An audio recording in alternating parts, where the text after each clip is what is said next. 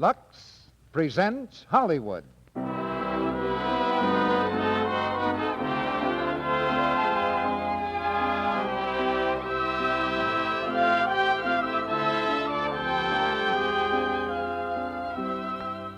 Lux Radio Theatre brings you Merle Oberon and George Brent in You Belong to Me. Ladies and gentlemen, your producer, Mr. Cecil B. DeMille.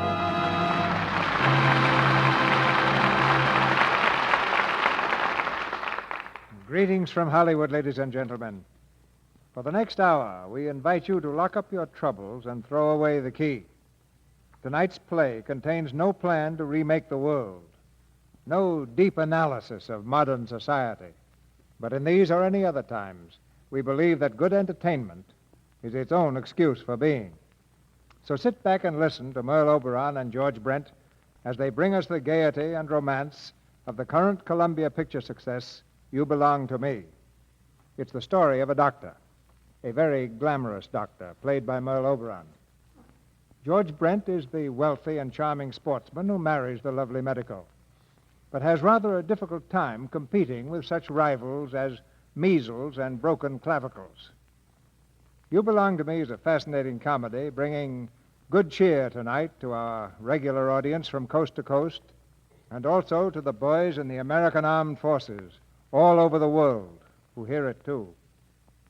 Women doctors are no longer a rarity, even beautiful ones. As a matter of fact, women have proved their ability at most of the jobs that keep the economic world going round, and in so doing have given Lux Toilet Soap a lot of new jobs too. Glamour used to be considered the exclusive property of the theater and certain upper reaches of the social ladder. We still insist on our theatrical stars being beautiful, but they certainly have no monopoly on that commodity. Some of the women who are doing vital jobs in their country these days might very easily lay aside their welding torches and riveting hammers and step into a screen close-up. Lux Toilet Soap plays no favorites whatsoever. It's the servant of beauty in a mansion or beauty in an airplane factory. Now it's curtain time, and we present the first act of You Belong to Me, starring George Brent as Peter Kirk and Merle Oberon as Dr. Helen Hunt, with Bill Goodwin as Vandermeer.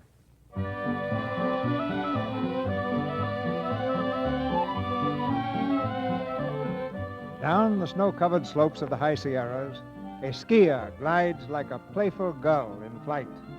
He's a master of his sport. In sheer exhilaration, the skier bellows his challenge to fate.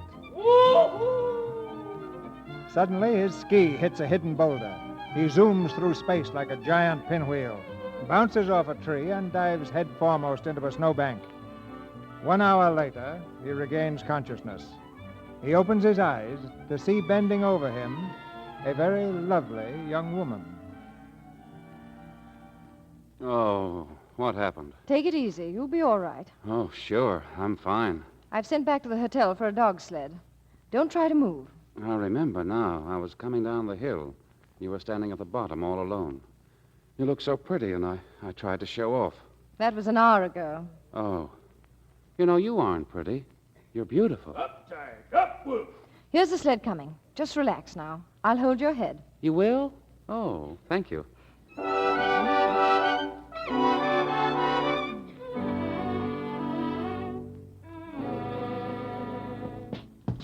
Just put him over here, please. I'll check him over in a jiffy. Okay, Doc. Be careful. He may have some bones broken. Yes, be careful, fellow. That's it, right there. Now, everyone outside, please. I'll make an examination. Hope you're all right, Mr. Kirk. Yeah. Young lady, will you leave, please? I'd rather wait if you don't mind. Are you a relative? No, I've never seen him before. Then perhaps I can handle this better alone. All right. I just thought I might help. I'm Dr. Hunt of Los Angeles. A doctor? You? Dr. Hunt, a specialist? General practice. I see. Frankly, you can be of no help. And now, if you'll be so kind as to leave me with my patient... Oh, wait a minute. Doesn't the patient have a right to select his own doctor? Naturally. Well, all right, then. Hello, doctor.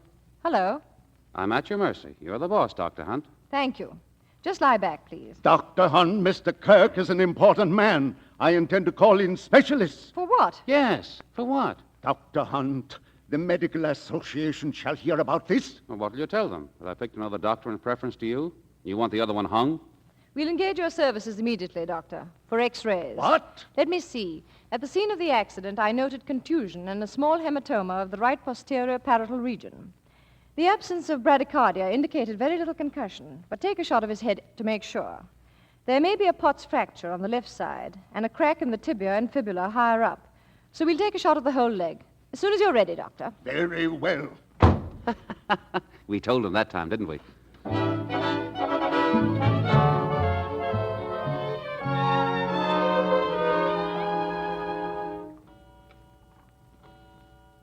Doctor? Doctor? Doctor! What's the matter? Oh, hello. What did you yell like that for? Well, I wanted to know where you were. I've taken the adjoining room. I'll be there if you need me. It's 2:00 in the morning. Now do get some sleep. Oh, wait. I don't feel well. You don't? Let me feel your pulse. Oh, yes, I think you better. Well, is it still going? Quiet, please. Your pulse is very good. What seems to be the trouble? Well, I was lonesome. I see. Mr. Kirk, this case has become very important to me because of the little argument I had with the hotel doctor. It's so important that I'll appreciate hearing about any new symptoms, except loneliness. Good night. Oh, you forgot something. What? You didn't take my temperature. Don't be silly. You have no fever. You want to bet? Why should I? Your temperature's normal. I'll bet you $50 against 15 minutes of your time that I have a fever. Is it a bet? All right, it's a bet. I suppose the doctor shouldn't complain about imaginary ailments. They account for more than half of a year's income. Open your mouth. Ah. Now, don't try to talk with a thermometer. The hotel doctor said you were important. How did he mean? Position? Mm-mm. Achievement? Mm-mm. Family? Mm-mm. Money? Mm-mm. Why did you nod so reluctantly? Are you worried about my bill? Mm-mm. Or do you have a feeling that having lots of money isn't being important? I agree with you. Let me have the thermometer, please.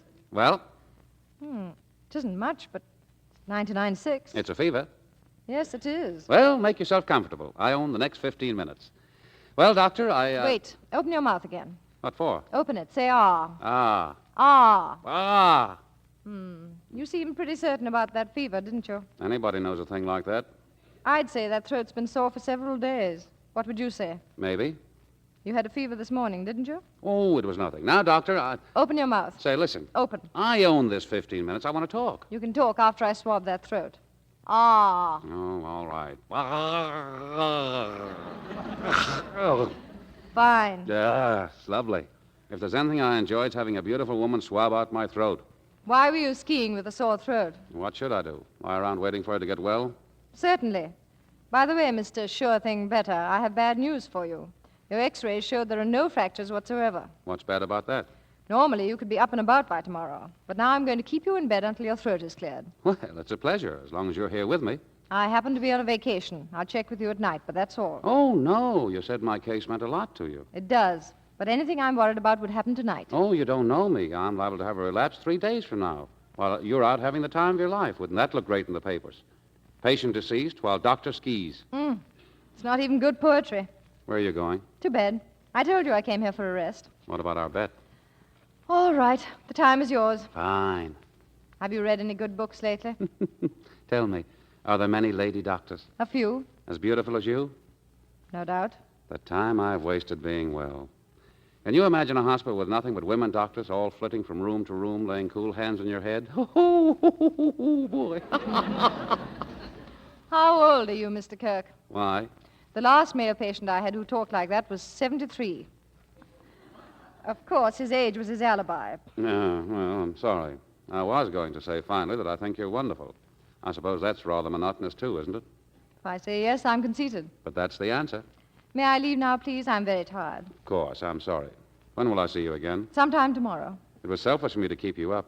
But thank you, and good night. Good night. Oh, Doctor, Yes? I still think you're wonderful, and I'm not 73. Good night. Oh, my doctor.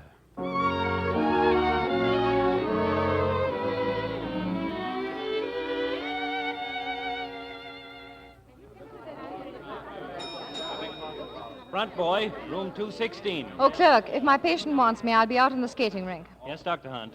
Oh, Miss Hunt. Yes? May I speak to you a moment? If you'll step over here, please. What is it? Miss Hunt, I am Mr. Barrows, Peter Kirk's attorney. Oh, yes? Yes, I see now why my client has been acting so strangely these last 3 days. Strangely?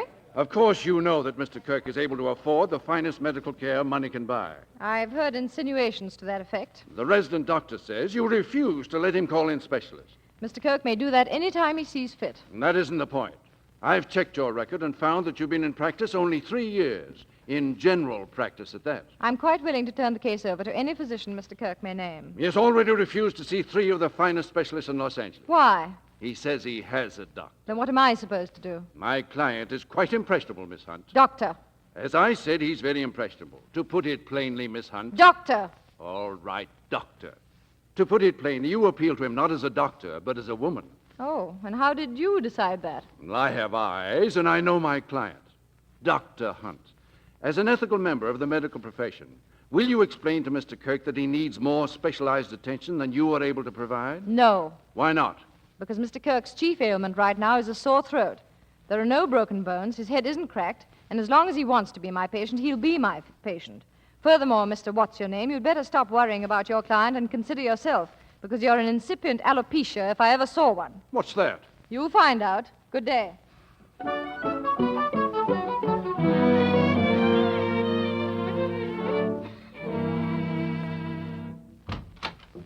Oh, hello, Doc. Why aren't you in bed, Mr. Kirk? Well, I was just... Open your mouth. Huh? Open your mouth. Again? All I do is open and close my mouth. Ah, Ah. Why don't you take a photograph? your throat is clearing nicely. You can help by having only liquids today and by gargling with salt water every hour or so.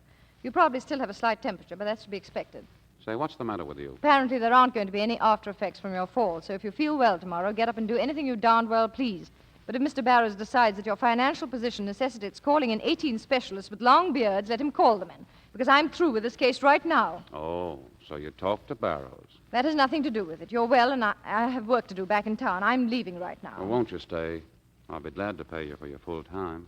Mr. Kirk, that's exactly what I don't like about this case. Mr. Barrows announces that my ability is inferior to your bank book, and you seem to think that my services can be bought by someone who doesn't need them. I apologize.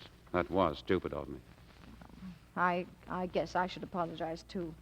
But I definitely don't like your Mr. Barrows. Well, forget him. Will you stay? I have to go back, honestly. Goodbye. I'm glad I was able to help you. Oh, wait. Will I see you in Los Angeles? No. Why? I'll be very busy at the hospital. I could get run over. No. Goodbye, Mr. Kirk. Well, wait, please. You can't just walk out on me like this. What do you expect me to do? Well, I mean, haven't you got anything to say except goodbye? All right. Goodbye, Mr. Kirk. And don't forget to gargle.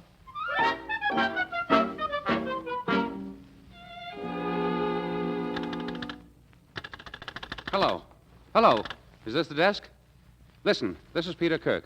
Dr. Hunt just left for Los Angeles in her car. Get her back. I've had a relapse. A relapse! Tell her it's something internal.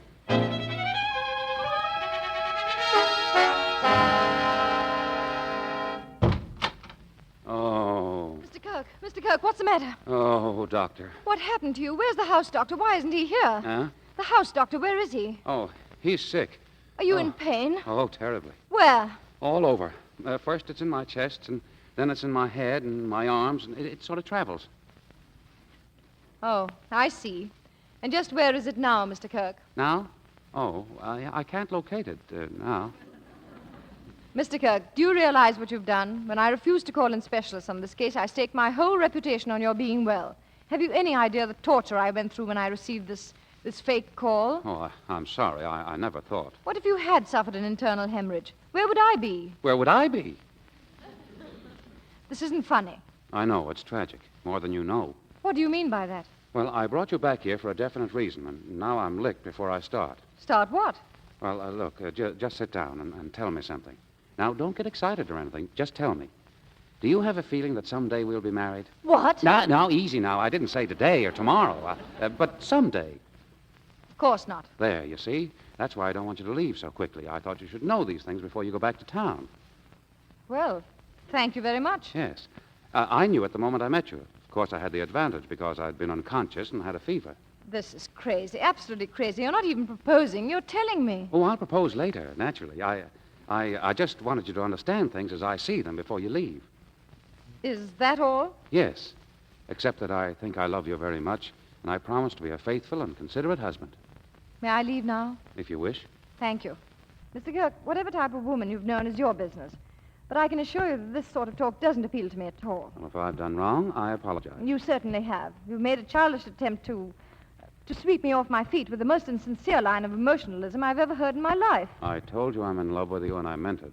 Might have worked if I were a young girl with a piece of wedding cake under my pillow, but I'm a woman with the coldly clinical mind of a doctor. Goodbye, Mr. Kirk.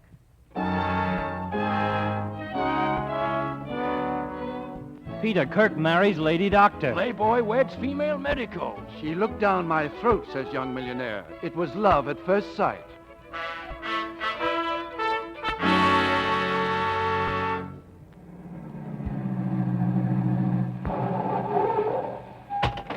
Last stop, out, my bride. Oh, Peter, I'm still terribly confused. Perhaps we shouldn't have come home so soon. That's nice talk from a married woman. A married woman. 4 hours. It'll take longer than that to get used to the idea. Well, come on, darling. I want you to see the house. Peter, is that it? That's it. You mean all this is yours? No, yours. But how can 2 people actually live in so many rooms? Is it too big? Well, I worked in a hospital that was smaller. Oh, don't you like it? Of course. But it'd give me time to digest it. All right. Now, up you go. We can't violate any old customs. Peter, you'll strain yourself. I've got to carry my bride across the threshold, haven't I? Oh, Peter, Just you and me, darling. Our honeymoon. darling. Ready? Come on. Be careful. Very much happiness to you. I hope that you'll be... Oh. Oh. You'd better put me down, Peter. We are very happy, Mr. Kirk. Well, thank you, Moody. So am I. Helen, dear, this is the staff. Our butler, Moody. Welcome, Mrs. Kirk. Thank you, Moody. Ella, So happy Eva, for you, Mrs. Doris, Minnie, How do you do? Josephs, and Billings, the caretaker. Pleased to meet you, madam. Oh, the grounds look beautiful, Billings. Oh, thank you, Mrs. Kirk. We'll have dinner at 8, Ella, upstairs. Yes, sir. Dinner. And Joseph, Mrs. Kirk's car is being driven here from the lodge this afternoon. Very good, sir. And now, Moody, if you'll get the things out of the car, I think... Immediately, sir. Oh, pardon, Mrs. Kirk, your office call. Thank you, Moody. And a Mr. Vandermeer.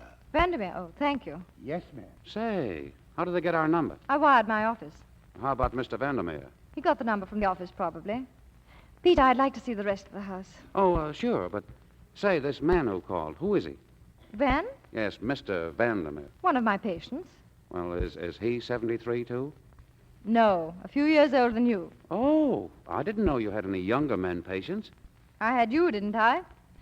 Oh, darling, this is wonderful. You really like it? I love it. But for the first few days, I'd better travel around with a map. Oh, some of the rooms are closed. Maybe we can turn one of them into a study. We already have 2 studies. What about moving your office here? Oh, no. My work stays out of the home. A laboratory, then. Don't you do things with test tubes and Not around the house. Oh, Peter, it's so wonderful. Peter, promise me one thing. anything? Never let me do what I've dreamed about. Never let me sleep till noon and have breakfast in bed. Make me get up early and brush my teeth and shower and dress and sit down at a table like a good, honest human being. Promise? Promise. Oh, darling.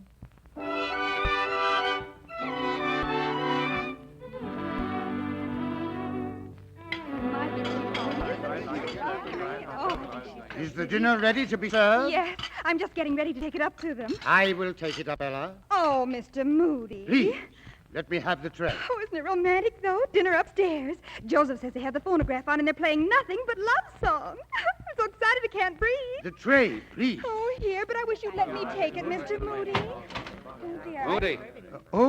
Mr. Kirk. I was just about to bring the tray up, sir. Never mind the tray. Joseph, get the car out. The car, sir? Mrs. Kirk has just received an emergency call. She's leaving immediately. Leaving? Now? Tonight, sir? Tonight. Oh. Oh, Ella, what are you crying about?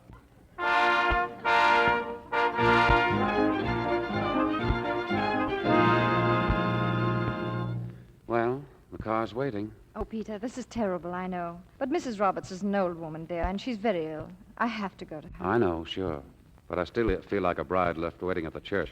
Listen, dear, before we were married, you said you understood thoroughly that I was to continue my practice. That's true, isn't it? How could any man understand it this thoroughly? But it's true, isn't it? Yes, but I sort of hoped you'd change your mind. I know I didn't expect to spend my wedding night playing solitaire. It's my wedding night, too. But a doctor can't ignore an emergency call. And no matter how much we dislike the idea, I have to leave. I'd like to hear you wish me luck, Peter. Peter. You know I do. And hurry back, dear. Kiss me? Sure. Good night, darling. Good night. Mr. Kirk, sir. Yes, Moody? Shall I lock up for the night, sir? Yeah, lock up. It's too bad, sir. Hmm. Ella is quite broken up. Poor Ella. Well, sir, people will get sick, and a doctor's first duty is to his patient. Never mind the philosophy, Moody. Get me the papers and a glass of hot milk. Very good, sir.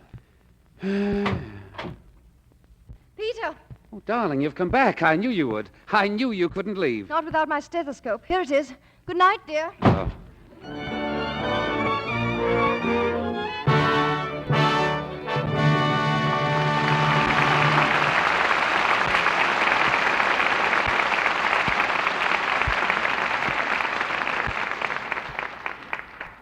In just a few moments, Mr. DeMille and our stars Merle Oberon and George Brent will bring us Act Two of You Belong to Me. Now, for a moment, a little domestic scene that could happen anywhere.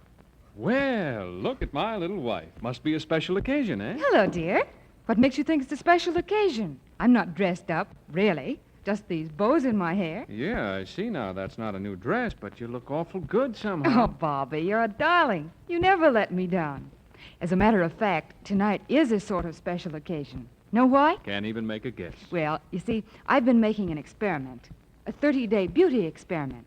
Active lather facials with Lux soap every single day without fail. And this, my nice observing husband, is the 30th day. Well, from where I sit, I'd say the whole thing had been a big success. Come here a moment. What is it, dear? Oh, want to look closer? Look, nothing. I want a kiss. Famous Hollywood screen stars and lovely women everywhere say of Lux toilet soap, it's a wonderful beauty aid. This luxurious white soap has creamy, active lather that removes stale cosmetics, every trace of dust and dirt. You'll love the gentle way it caresses the skin, gives it protection it needs to look smooth, soft, lovely. Here's what Loretta Young says. I never neglect my daily active lather facial with Lux soap. Here's what I do. First, I pat the creamy lather lightly in. Rinse with warm water, then a dash of cool. Then with a towel, I pat my face gently to dry. That sounds simple, doesn't it? If your skin isn't as lovely as it might be, why not start tomorrow on a 30-day trial of this gentle, effective, active lather care? Get some Lux toilet soap tomorrow.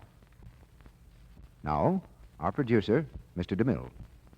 Act Two of You Belong to Me, starring George Brent as Peter Kirk and Merle Oberon as Dr. Helen Hunt, with Bill Goodwin as Vandermeer.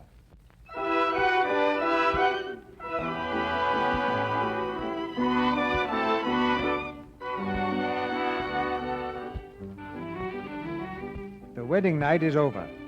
At 6:30 the following morning, Peter Kirk is awakened by a movement in the next room. Stumbling from his bed, he flings open the connecting door and finds his wife having breakfast. Breakfast for one. Well, good morning, darling. Hello. When did you get back? A couple of hours ago. A couple of hours? Why didn't you wake me up? Darling, it was 4:30. Besides, you look so peaceful. And you have the funniest snore. Oh, I didn't realize that I snored. Well, now, don't be touchy, darling. It can happen to anyone. It's just a little vibration of the soft palate. I must be revolting. Oh, not at all. Makes me feel like an experienced old wife. Say, what is this? Breakfast for one. Yes, what's wrong? Well, who brought it up? Moody? Yes, dear, why? Breakfast for one on the morning after our wedding night? What do you think the servants are saying? Deserted on his wedding night, ignored the next morning? Don't you think I have any pride? Oh, Peter, stop worrying about what the servants are saying. Just because I have to be up at an unearthly hour this morning is no reason why your pride should be hurt. I thought I was doing you a favor. Forgive me, darling. After all, I could have awakened when you did. You didn't drug me. Will you forgive me? Of course. But tomorrow when I get up, I'll shake you till your teeth rattle. Say, what did you get up so early for anyway? I have an appendectomy at the hospital. Today? Mm-hmm. Why? What's today? Well, it's the first day after our marriage. You mean you're going right back to work as though I didn't even exist? Oh, don't say that. My patients need me, Peter. Well, didn't it occur to you that your husband might like you around, too? Of course, darling, and I'd give anything to stay. But don't forget I've just come back from a vacation. All right. I give up. Is she in a bad way? Who? The lady with the appendix. Oh, it isn't a lady. It isn't? His name is John Bellows. Well, don't you have any lady patients? Quite a few. Also Mr. Bellows. He'll be 6 in November. Oh, well. Darling, I'm sorry. Really, I am. Am I supposed to forgive you again? Please. I shouldn't, but you know I will, don't you? How about dinner out tonight to celebrate the anniversary of our second date? I'd love it. Tony's, the one on Olvera Street. What time will you be home? Around 7. Then we can leave at 8. All right, darling. Goodbye. Got time for a kiss? A very short one. Oh, darling, that kiss was sabotage. I've lost interest in my work. Well, try another. No. Coward. Sorry, dear. My first duty is to Johnny's appendix. Goodbye. Till tonight.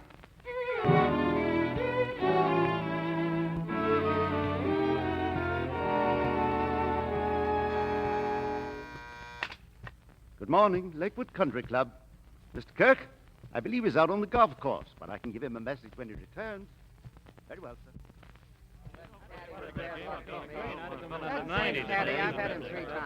Hey, fellas, the bridegroom's coming off the course. Let's give him the works.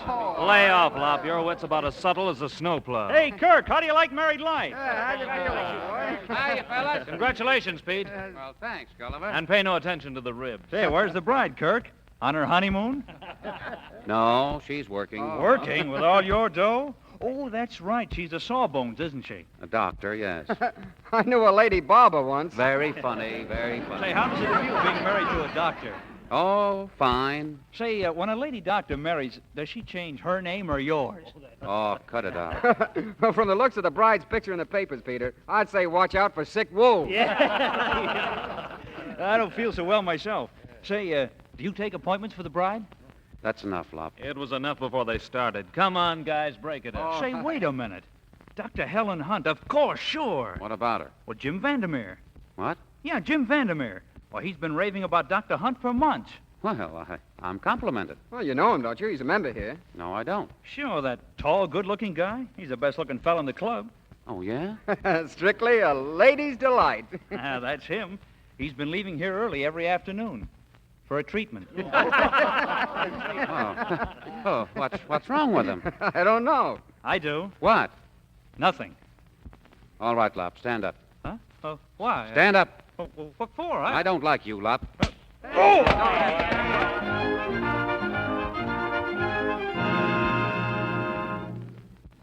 Come on, darling. I don't see how you can take so long hooking up a few little hooks. Well, they're so little. We'll be awfully late for dinner. What did you do today? Oh, nothing much. Played a little golf. Is that what you do every day? Well, it keeps you in condition.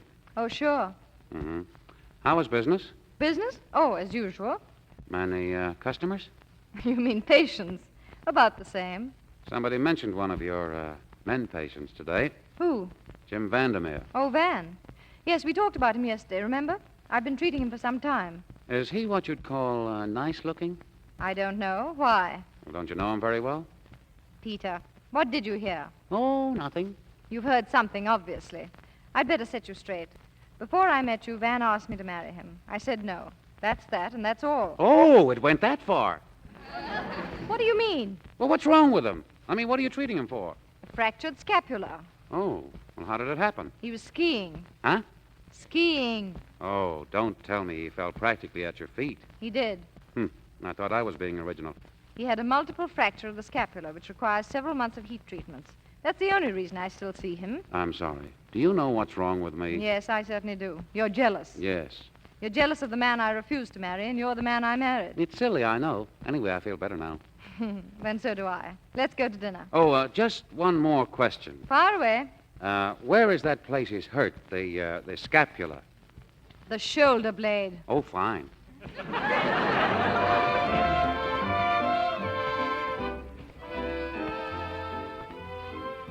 It's quite a surprise to find that your husband dances well. It's the inspiration. I surprised myself.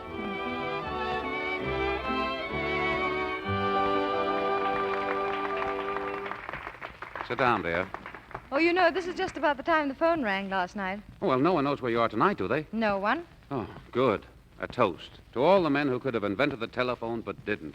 Helen. Oh, hello. Well, how are you? Did you get my wire? Well, I'd like to repeat my congratulations in person. Congratulations, Helen. Why, thanks. This is my husband, Peter Kirk, Mr. Vandermeer. What? Well, how do you do? How are you, Kirk? I'm fine. How are you? Oh, I'd say that's for the doctor to decide, huh? Well, honestly, Helen, this news was the surprise of my life. Really, I had no idea, positively no idea. Well, it was rather sudden. Sudden, I had tickets for the theater for the night you were to return, and that morning when I picked up the paper and saw you looking down the groom's throat... have you known him long? Long? Oh, long enough. There's one for the book, Kirk. I asked your bride if she'd known you long, and she said, long enough. Oh, I didn't mean it that way at all. Oh, of course, Helen, I know you didn't. Can't a poor old bachelor have his joke? I'm resigned to the inevitable, Helen. Just a purely professional appointment now and then for bare consolation. May I congratulate you again, and I'll see you tomorrow. Yes, of course. Well, goodbye, Kirk. Lucky dog. Thanks. Oh, wait, no offense, Kirk. A kiss for the bride. Oh, Van, I don't. Hey, that's enough. Now get out of here. What? Go on. Peter, what's the matter? Let me go or I'll smash every scapula in his body. If you'd care to come outside, I'll give you my version of that. Now you're talking. Come on. No. Please, Peter, sit down. Van, I'll have to ask you to accept our apologies. Well, if you wish. And I'll see you tomorrow, Van, at 2. Okay. Well, good night. Helen, Please take me home. I suppose there's nothing I can say. Absolutely nothing.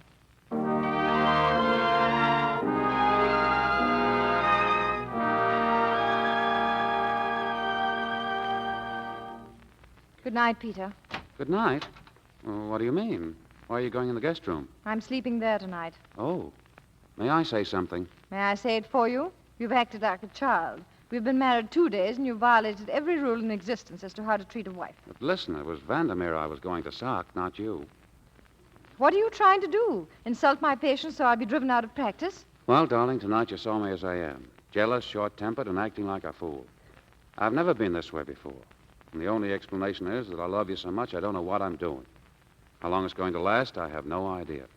Maybe if marriage becomes a matter of fact with me, I'll return to normal. But I honestly hope not. I want to feel this way about you forever. Will you be patient and forgive me? Oh, but Peter, this can't go on, this suspicion. I'll do everything in my power to make you forget how I've acted. I don't know. Please. Well, let me think. I can't think with you here. Go outside a minute and close the door. Anything you say.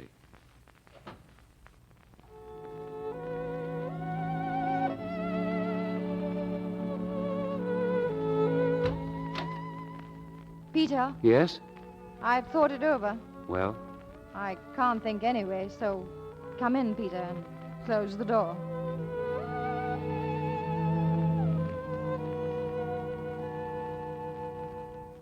Breakfast is served, Mrs. Kirk. Thank you. Good morning, Moody. Good morning, madame. Good morning, Moody. Good morning, sir. I'll serve, Moody. Yes, sir. Coffee, darling? Please. Oh, I've got a busy day ahead of me. Well, will you be home for dinner? I hope so. So do I. You have Mr. Vandermeer, too. Yes, I know. Yes. I just mentioned it in case you'd forgotten. Thank you, Peter. I hope he's all right. I hope so. Will you convey my apologies again? If you wish. Dum-de-dum, 2 o'clock. What? Did I say something? You said dum-de-dum, 2 o'clock. Oh, did I? Well, I must have been thinking of something. Peter, you're acting very strangely this morning. I shouldn't be. I'm the happiest man in the world. Your mind's miles away. My mind's on you. That's why I'm happy. Oh, Peter, it's much nicer this way, isn't it? No silly jealousies cropping up. I love you. Darling. At any hour you can name, I'll be thinking of you. 10 o'clock, 12 o'clock, 2. Remember that in your office. Here at home, there's a husband who's thinking of you every hour of the day. 12 o'clock, 1, 2. Darling, you're worrying about nothing. Oh, me worrying? What? Listen, I'll be thinking about you. At 12 and 1 and 2. Darling.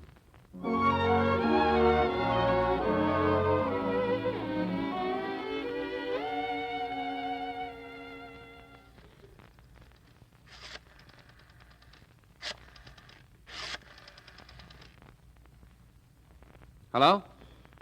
Mr. Vandermeer's secretary, please. Oh, hello. This is Mr. Jones, Harold Jones. Now, I'm interested in purchasing some property Mr. Vandermeer owns. And may I see him this afternoon at 2? Oh, well, 2 is the only time I have open. He has? With his doctor, huh? I see. Well, he couldn't cancel that appointment.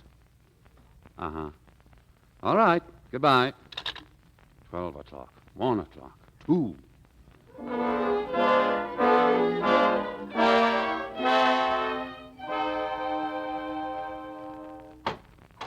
Hello? Anybody at home? Helen.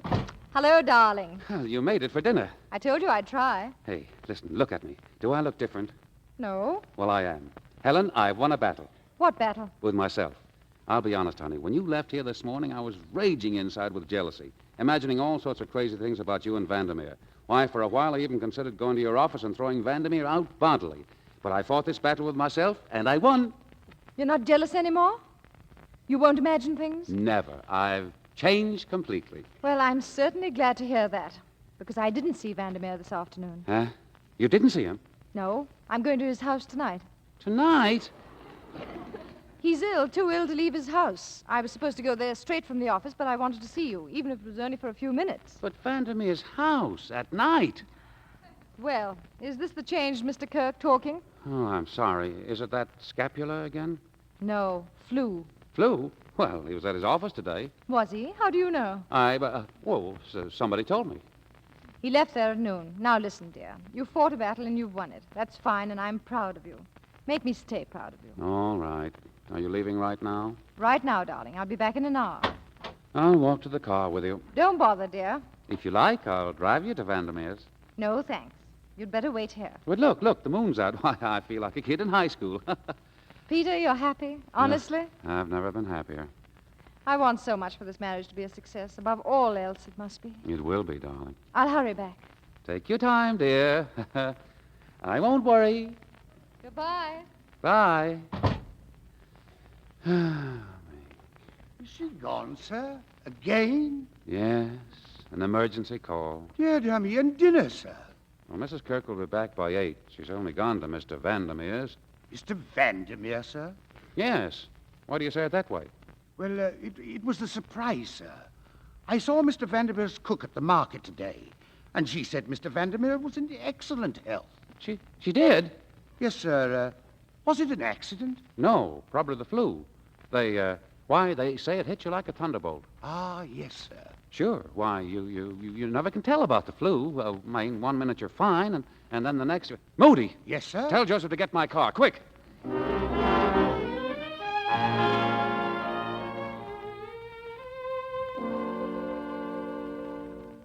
Nurse, make that 1 teaspoonful in a glass of water. Yes, Doctor. Right away.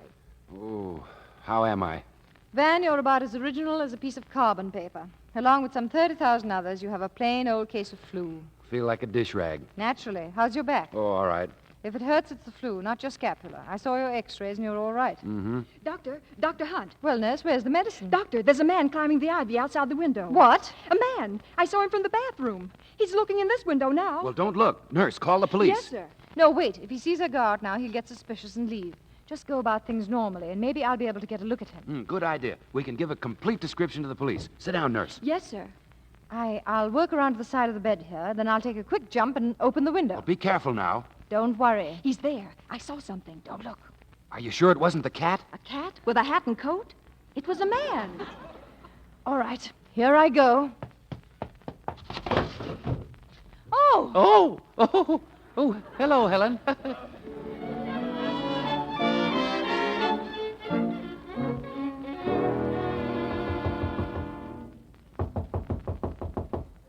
Helen, may I come in? Helen, Well, may I come in? can you offer any sane explanation of your conduct tonight? No, Can you give me any logical reason why I should continue to tolerate your insane jealousies? no. From the day we were married, you've been unhappy. You've questioned my every move. You've been suspicious of my work and my character. And now, finally, you turn into a peeping Tom. Well, I didn't mean it that way. It's not that I don't trust you. I don't trust Vandermeer. So you doubt if I have enough decency to remain a loyal wife. Is that why you played peekaboo in the ivy?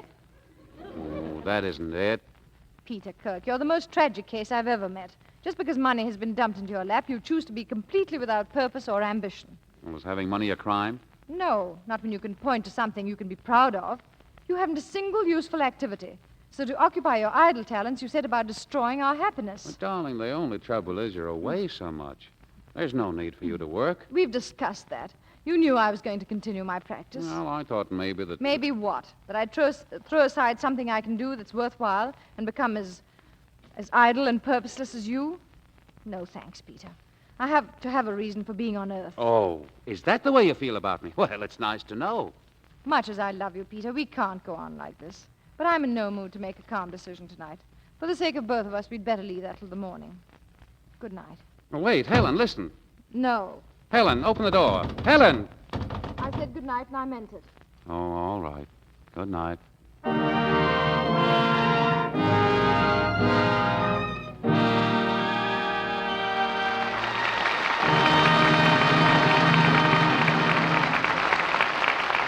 pause now for station identification. This is the Columbia Broadcasting System.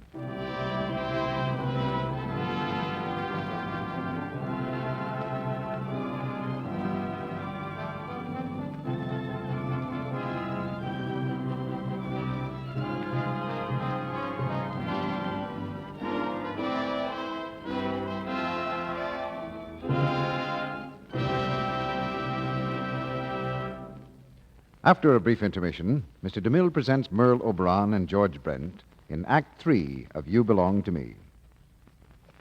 Once upon a time, a young man sent a young lady a box of flowers. They were roses, long-stemmed and fragrant. And when the young lady said, Johnny, what gorgeous flowers. The young man said, Flowers always remind me of you. I wish I could send you roses every day. You're so sweet. And that little story expresses the way many a man feels about the girl who's won his heart. She needn't be beautiful to make him think she's the loveliest girl he knows. But one charm she must have. The charm of flower freshness, of exquisite daintiness. It's such a feminine charm, and always it's a winner. Screen stars know this. They say, when you're sure of daintiness, you're sure of charm. And here's the simple way famous Hollywood stars make sure.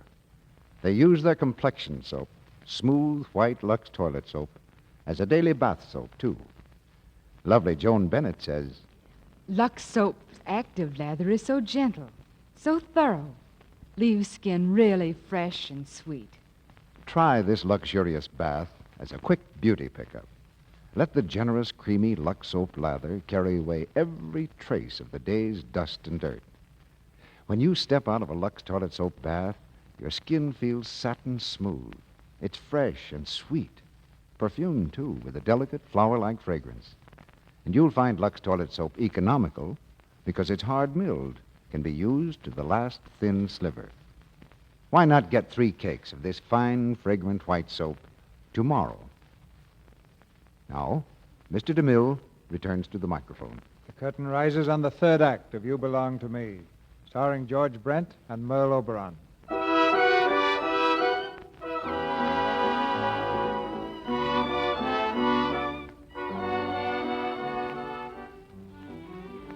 Peter Kirk is out to better himself. Spurned by his wife as a do-nothing, he is determined to do something. In Hill's department store, the young millionaire applies for a job as a clerk. Salary, $22.50 per week. All right. Who's the next applicant? I guess I am. Good morning. I'm a sales clerk. Neckties, gloves, hats, and sportswear. 5 years' experience in New York. And if you have anything in those departments, I know department store routine from top to bottom. Why'd you leave your last job? To visit my sick uncle in California. Job pays $22.50. That isn't important at the start. I'll prove my value later. Name? John Jenkins. All right, Jenkins, go in and prove your value. Thank you, sir. You'll never regret this. Hey, wait. Yes, sir? Didn't I see your picture in the paper lately? Me? Oh, no. It was some millionaire looked like you. That fellow that married a lady doctor. Yes, right. He did look something like me. Yeah, all but his bank book, huh?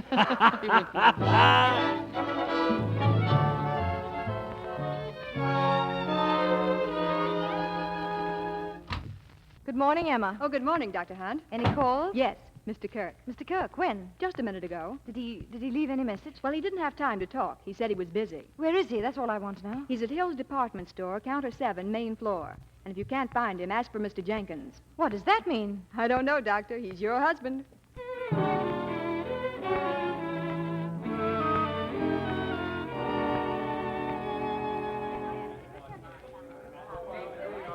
Good afternoon, madame. And what can I do for you? Peter, Hello. I asked to see Mr. Jenkins, and they They said said he was here at the tie counter. Madam, have you considered the matter of your husband's Christmas present? Remember, there are only 246 more shopping days. Now, it is not my intention to rush you, but... Peter, you're working. Sure. $22.50 a week. Oh, Mr. Jenkins, you're wonderful. Oh, what's so funny? I mean it. It wouldn't matter if you were digging ditches or selling potato peelers.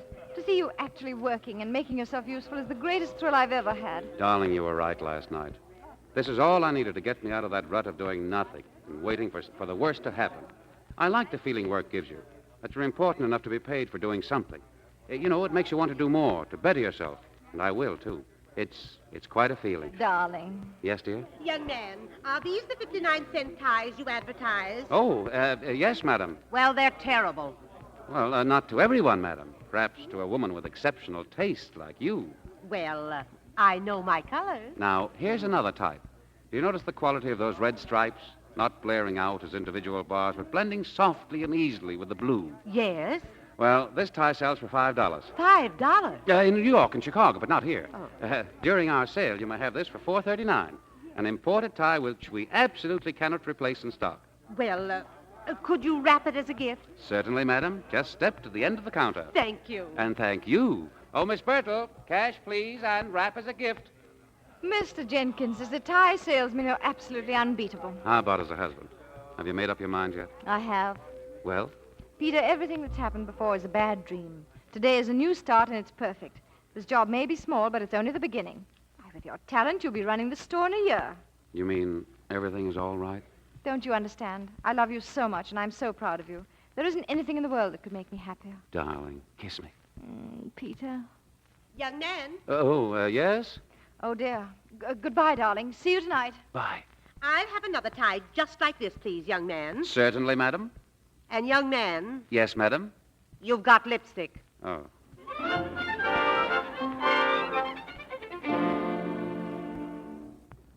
Any more appointments, Emma? All through, Doctor. Good. I'm going home.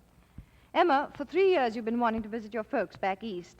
Well, go ahead, because I'm giving you your notice right now. I'm fired? With a month's extra pay and the best recommendation anyone ever had. You won't have any trouble. Dr. Smith wants you. But what goes on? Emma, today I found out what it really means to be in love with your husband. To see him working at a good, plain job and doing everything he can to make you proud of him. It's a thrill, Emma. The greatest thrill in the world. You mean Mr. Kirk is working? With his money? He's the best necktie salesman in Los Angeles, and he'll be running Hill's department store in a year. But he could buy the store today. Emma, you have no soul. But you can go and visit your folks anyway, because as of today, well, I'm retiring from practice and devoting myself to becoming a good, solid housewife. Well, I'll be darned. What do you think? I think you're crazy, and I'm tickled pink. Thanks.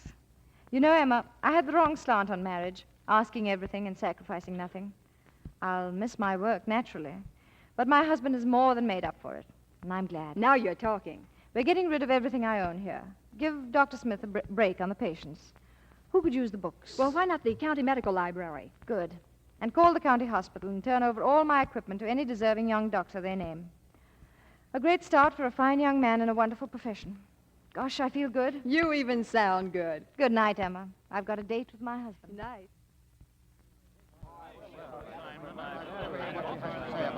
There she is. Good evening, Dr. Hunt. Hello. How about a statement, Doctor? What about? As if you didn't know.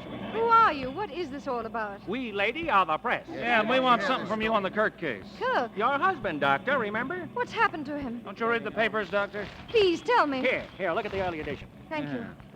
No job for millionaire. Peter Kirk ousted as 2250 tire clerk when identity discovered. Fellow employees protest payboy's job. The idea is they fired him because he was keeping some poor man out of work. This is insane. We want your opinion, Doc. Should he be permitted to work or not? Of course he should. Any man has the right, no matter how much money he has. Okay, Doc. You're the first one that's been for him.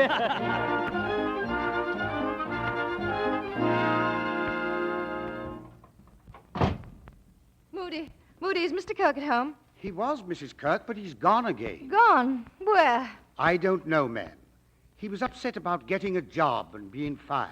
I know, but why did he leave? Excuse me, ma'am, but I think he didn't want to see you. He left a message. What did he say?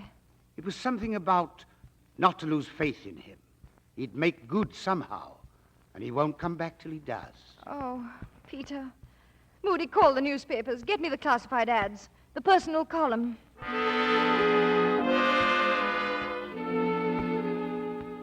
Peter, where are you? Signed, Helen.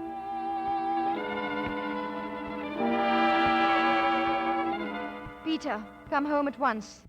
Helen. Peter, if I don't hear from you, I'll call the police. Come home at once.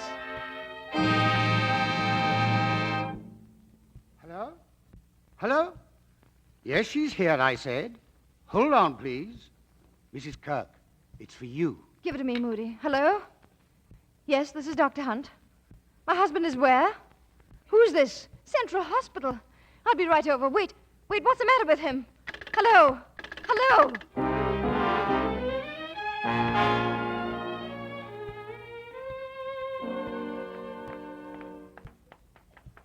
Will you please hurry, nurse? What room is my husband in? Right over here, Mrs. Kirk. Is he bad? What's the matter? What happened? Go in, please.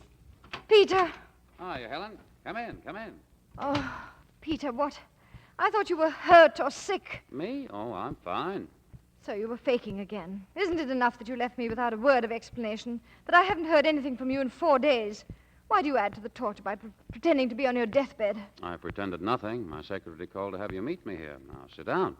What if you were fired from your job? We're man and wife. We could have worked things out together. That's what we're going to do. What do you think of this hospital? What in the world has it got to do with us? Plenty. We're buying it. Buying it? As a matter of fact, it's already bought. It's a good hospital, isn't it? Of course it is, but it's bankrupt. It's on the verge of shutting down right now. That's why I bought it. After purchase of the hospital, my yearly income will be $573,000. Last year, the hospital lost $400,000. This year, it should lose $550,000. That still leaves enough money for charity work and enough for us to live on. Will I be busy? You mean you're going to run it? Only the business and management details. I won't interfere with your work. My work? As chief of staff, lady, will you be busy? Am I hearing right? Are you throwing every penny of your income into this hospital knowing that you'll get nothing for it? What do you mean, nothing? I'll be helping the sick. I'll be providing work for nurses, doctors, interns, and others I don't even know about. Well, every time I think about it, I get so darn choked up I can hardly breathe. You should see the people in here, the kids especially, with paralysis, broken bones, pneumonia. And we'll make them well or we'll die trying. Peter, this is the craziest thing I've ever heard of. And the most wonderful. And what I can't figure out is how for all these years I've managed to do nothing without cutting my throat. And the time I wasted worrying what you were doing when I could have been helping you. Come on, I'll show you around. There's a kid in 219 I'm going to adopt if we get too busy. Oh, Peter, that lawyer who handles your financial affairs. What does he say to all this? Oh, he's shooting himself tomorrow.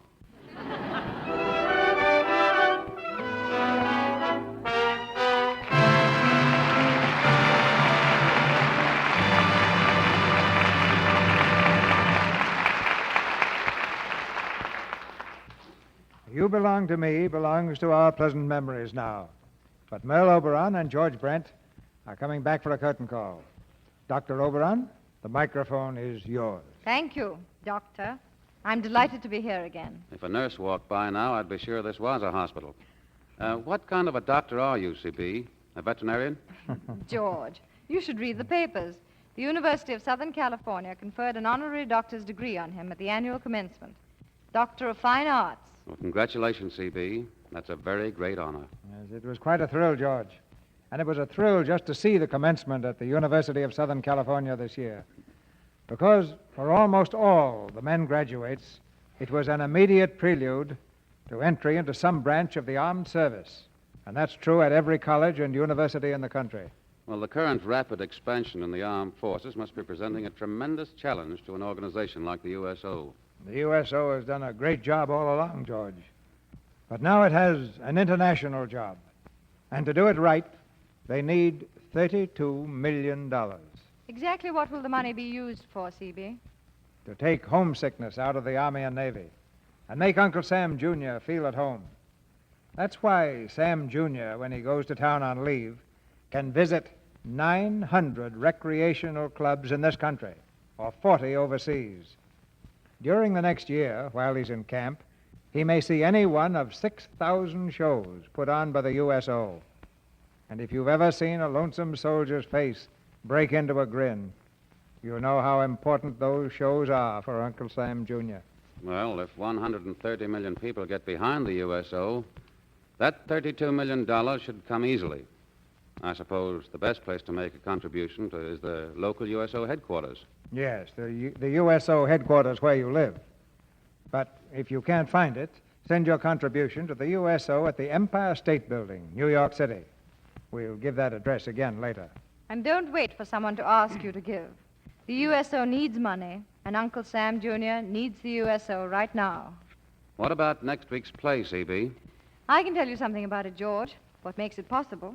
It's a product called Lux Soap, of which you may have heard. Yes, I think I've heard it mentioned in whispers around here. I use it all the time myself. And because so many women have discovered that Lux Soap is a fine complexion care, well, you see it's possible to have a Lux Radio Theatre. Like Lux Soap, Merle, that's very sound economics. And next week, the Lux Radio Theatre presents a romantic comedy that's been playing a merry tune in theaters all over the country. The Columbia picture, Bedtime Story. And our stars will be Loretta Young and Don Amici. You'll hear Loretta as a famous actress, and Don as her husband, an equally famous playwright. Together, they've produced a long string of Broadway hits, but the most exciting of all is the story of their own life. So next Monday night, listen, my children, and you shall hear Bedtime Story, starring Don Amici and Loretta Young. That's great news, CB. It should be a fine show. And I'll tell you some other good news. The Lux Radio Theatre has entertained a hero in its audience tonight. The Navy doctor who won a radio tribute from President Roosevelt for bringing 9 wounded soldiers through the Japanese attacking forces at Java is right out in front now. Lieutenant Commander Carden Wassell.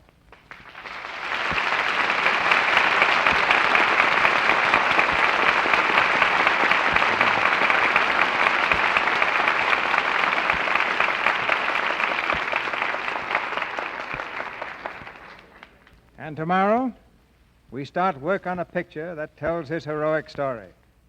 He's just arrived from Australia, and as though fate hadn't already thrown enough dangers in his path, he was flying across the Pacific while the Battle of Midway was in progress. We are all highly honored to have him here. Good night, CB. Good night, CB. Good night. Good night. And don't forget, give some dough to the USO.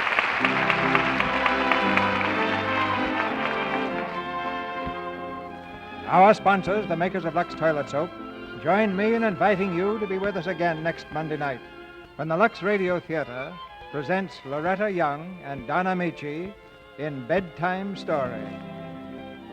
This is Cecil B. DeMille saying good night to you from Hollywood. All contributions to the USO should be made at your local headquarters or to the USO Empire State Building, New York City. The drive for the USO is limited to the United States and does not apply to Canada. Merle Oberon is currently seen in the Alexander Korda picture, Lydia. George Brent is currently appearing in the Warner Brothers picture, In This Our Life. Bill Goodwin will soon be seen in the Paramount picture, Wake Island. Heard in tonight's play were Thomas Mills, Fred Mackay, Sandra Coles, Arthur Q. Bryan, Francis X. Bushman, Boyd Davis, Janet Waldo, Charles Seal, Verna Felton, Tyler McVeigh, and James Eagles. Tune in next Monday night to hear Don Amici and Loretta Young in Bedtime Story. Our music was directed by Louis Silvers, and this is the Columbia Broadcasting System.